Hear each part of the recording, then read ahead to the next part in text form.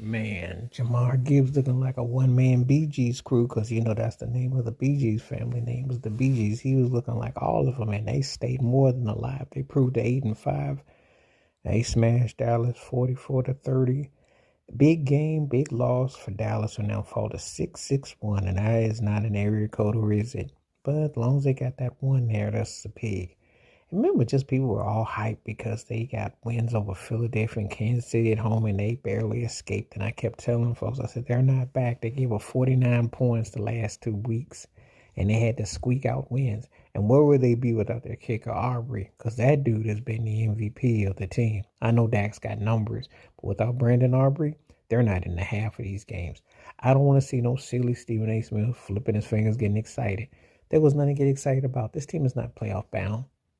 There's a reason when you're 6-6-1, you done lost two big games in the division to Detroit and the Green Bay. You tied with Green Bay, but you may as well call that an L because the Green Bay stays 2 games ahead of you. The draw is going to go to Green Bay.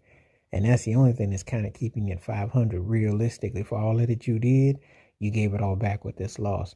That's a huge game to lose because then, of course, you got exposed because you got ran all over by Gibbs and Montgomery. They beat you up. And the thing is that, yeah, you got to win out your games if you even hope to make the playoffs, which they're not going to make the playoffs.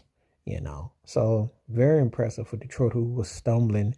They looked very inept against the Giants, in which they barely won that game in overtime. And then they got beat up by Green Bay. Jordan Love went off on them. The Lions, though, because Dallas is always the gift that keeps on giving, comes to town, and then it's back to the old Dallas ways of giving up 40 burger. Brian Schottenheimer was like, well, we played pretty good. No, you didn't. You gave up another 40 burger. You went back to the way y'all were. Dak threw a couple picks. One of them really wasn't his fault, but the bottom line is this. You can't stop what you can't catch. And they couldn't stop Detroit's attack. And this should just about should bury them for good now. It's going to be hard for them to, I think, come back from this. It should just about do it to me. When I look at the Cowboys, mediocre team, 500, and then you got another L, and it's like you might win one, you lose one, you win one, lose one. You're not a playoff team. You don't stand a chance against, and people who come on my live stream are always like, well, how would you take about my team? I think this pretty much summed it up.